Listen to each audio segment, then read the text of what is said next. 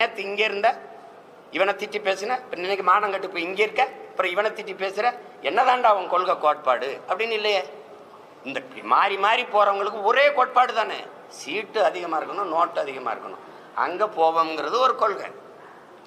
கொள்கைனா கொள்கை, கொள்ளு மரபு, கொள்கை கொள்கை தானே, வேற என்ன கொள்கை இருக்கு?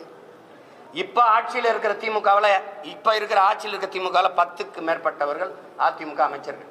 ஆமாவா இல்லை? ஆமாவா இல்லை? ஐயா சேகர் பாபு, ஐயா கண்ணப்பன், ஐயா ரகுபதி, ஐயா முத்துச்சாமி, தம்பி செந்தில் பாலாஜி, ஐயா ஏவா வேலு, வேற நேர் விட்டுனா ஐயா KKSSR. சொல்லுங்க, முதன்மையான அந்த அமைச்சர்களாக எங்கே இருந்தாங்க? இங்கே இருந்தாங்க அதிமுகவில். இப்போ இங்கே இருக்காங்க. நாளைக்கு இங்கே இது வரும்னா இங்கே வருவாங்க. எப்படி நெருப்பு எப்படி மாற்றாகும்? நெருப்பை வச்சு எப்படி அணைப்ப? ஒரு தண்ணீர் வேணது யாரு? திமுகவுக்கு மாற்ற அதிமுக எந்த வழியில் எப்படி? ஒரே ஒரு இடத்துல கடைசியா எங்கே வருது? கொச்சையா சொன்னது கடைசியா அப்படியே இருக்கு. எவன் அதிக காசு கொடுக்குறானோ அவன்கிட்ட போறது, எவன் அதிக இடம் கொடுக்குறானோ அவன்கிட்ட போறதுன்னா அதுக்கு பேரனன்னு நீங்களே முடிவு பண்ணிக்க.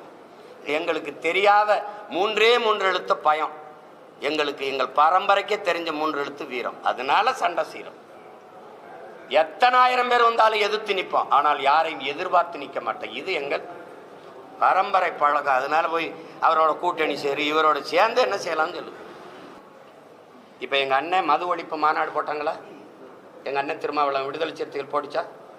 இப்போ எங்கே கூட்டணியில் இருக்காங்க? திமுகவில். மது மூடாமல் திறந்து வச்சிருக்க பெருமகன் யார்?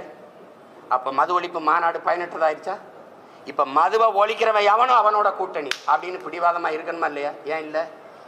சாதிவாரி கணக்கெடுப்பு எங்கள் ஐயாவுடைய கொள்கை.